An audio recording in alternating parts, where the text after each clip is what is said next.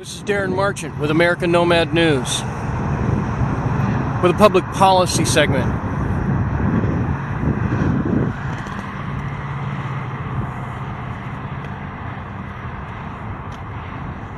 Reproductive rights, population control, overpopulation, underpopulation, family court.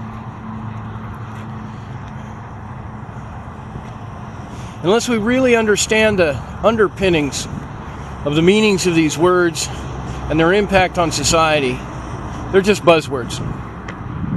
Science has been used as a buzzword by the left for a while. It's quite apparent that many use that word without actually understanding it. Science is a process, not a social culture, not an opinion.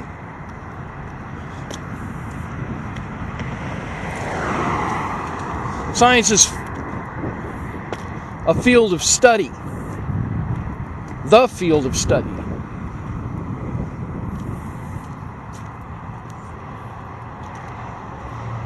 And it's a method of study whose only intention is to find out how things really are.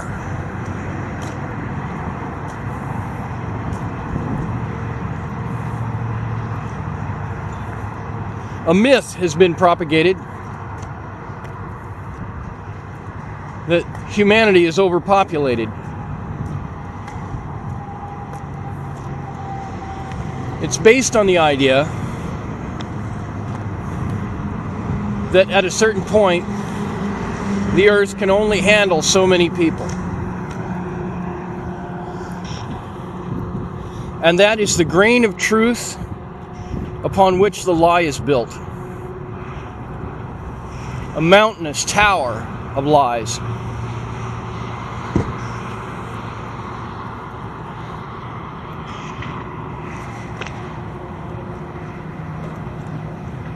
The basic idea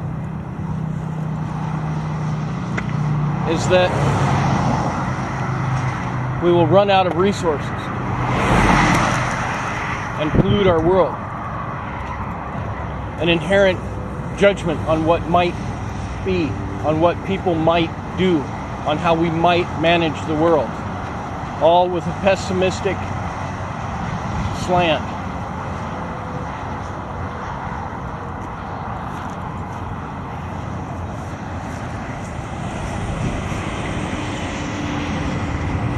But we are not confined to this planet. We have a choice. We can go out into the outer darkness and see what's out there. We can also manage our world much better without abortions, without encouraging unstable, unhealthy behavior, and without alienating people and breaking up families. This is the methodology that people use to further their own aims that are based on their fears and assumptions.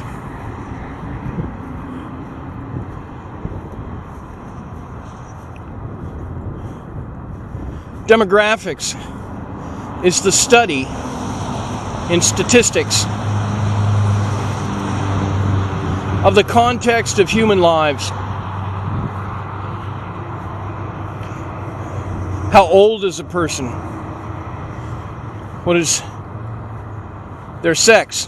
Are they male or female? Are they educated? Are they not educated? Do they live in one area or another? This study is applied to whole populations, in fact, the whole planet, and categorized in all sorts of interesting ways. And it's a useful science. It gives us a lot of information on what's going on in the world. China was taught by Western academia that it was overpopulated. And much of its history of fluctuating management of its own environment in contest with nature fed that lesson that it learned. But part of that lesson was dramatically flawed. The one-child policy has been a dramatic disaster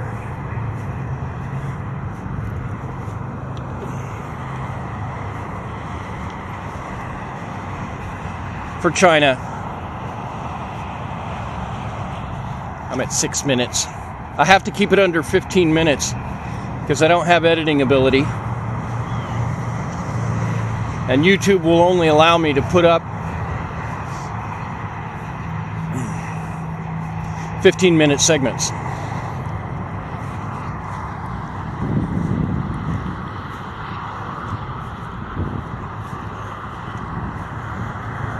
See, the thing about population management is that it's not something you do just today.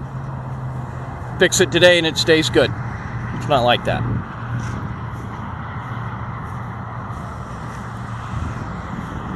If a whole generation of people stop having children,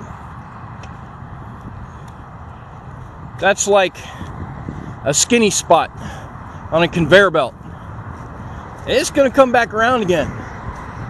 As those people grow older, that age group that is missing passes like a gap in the clouds as the wind blows above your head.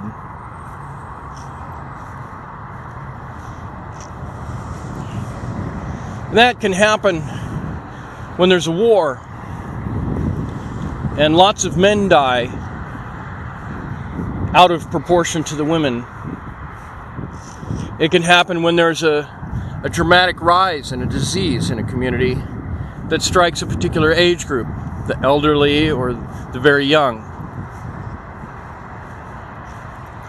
It can happen in biblical terms, like when Pharaoh of Egypt of ancient lore in the Bible and the Quran called for the killing of children and of the men. And this can be a terrible trial, as the Quran says, on a population. This trial is working its way out in the world. We are not overpopulated. We are mismanaged by the people who tell us to depopulate.